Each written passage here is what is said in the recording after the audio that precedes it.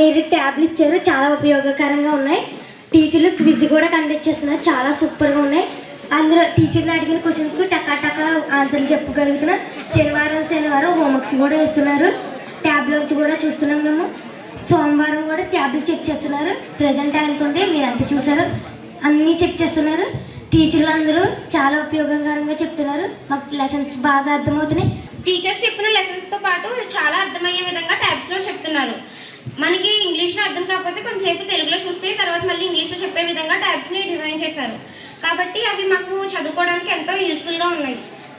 మీరు బైజూస్ యాప్లో ఇచ్చినవి కాకుండా వేరే వేరే ఏవో వీడియోలు అవి ఇవి చూస్తున్నారంట మీ ట్యాబ్స్లో, నిజమా?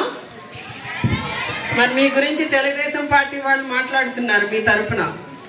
అంటే మిమ్మల్ని ఏదో మేము చెడగొట్టేస్తున్నామని చెప్పి, మీకు ఇవ్వకూడని ఇన్ఫర్మేషన్ ఏదో ఇస్తున్నామని, మీరు చెడిపోతున్నారని, మీ పేరెంట్స్ బాధపడుతున్నారని మాట్లాడుతున్నారు. నిజమేనా? ఓకే, మీకు ఇవి యూస్ఫుల్గా ఉన్నాయా? Very good.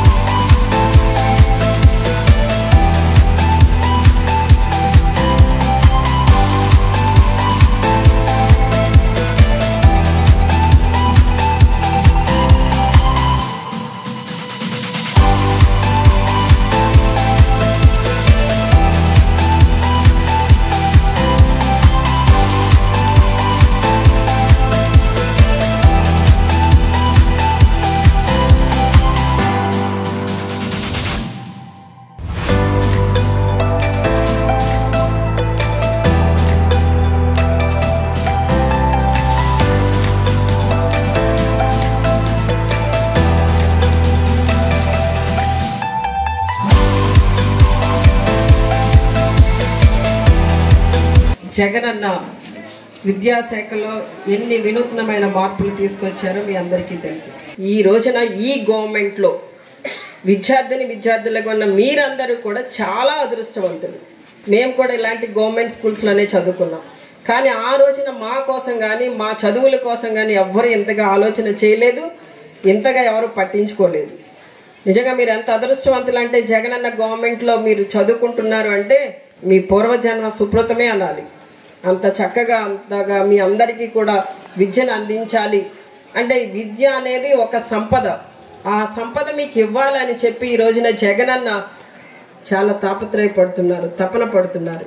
అమ్మఒడి ఇస్తూ, విద్యా కానుక ఇస్తూ, మీకు మిడ్ డే మీల్లో మార్పులు తీసుకొస్తూ, మీకు నాడు నేడు ప్రోగ్రాం ద్వారా మీకు బిల్డింగ్స్ ఇస్తూ, మీ బిల్డింగ్స్లో ఎక్కడైనా రిపేర్స్ ఉంటే అవన్నీ కూడా చేస్తూ మీదంతా కూడా ఒక మార్పుని తీసుకొచ్చారు మీ స్కూల్స్లో.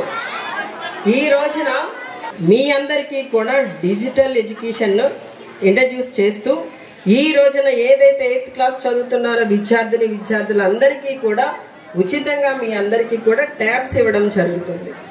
ఈ ట్యాబ్స్ ఎందుకు ఇస్తున్నారంటే, ఈ రోజున అందులో బైజూస్ యాప్ ద్వారా మీరు 8th క్లాస్ 9th 10th వరకు మొన్నటి వరకు మీకు కావాల్సిన ఇన్ఫర్మేషన్ అందులో మీకు అప్లోడ్ చేసి ఇచ్చారు. కానీ ఇప్పుడు +2 కూడా ఇచ్చున్నారు. అయితే దీన్ని కూడా మీకు ట్యాబ్స్ ఇచ్చే విధానాన్ని కూడా, అంటే ఒక్కొక్క విద్యార్థికి దగ్గర 25 నుండి 30,000 రూపాయలు విలువ చేసే ఈ ట్యాబ్స్ మీకు ఇస్తుంటే, దాన్ని కూడా ప్రతిపక్షం వాళ్ళు రాజకీయం చేస్తూ పిల్లలకి అనవసరంగా ట్యాబ్స్ ఇస్తున్నారు, వీళ్ళంతా కూడా ఏవో రకరకాల పనికిరాని వీడియోలు చూస్తున్నారు, వాళ్ళని నాశనం చేసేస్తున్నారు, వాళ్ళ భవిష్యత్తుని కావాలని కాల రాసేస్తున్నారు అని చెప్పి మాట్లాడడం జరుగుతుంది.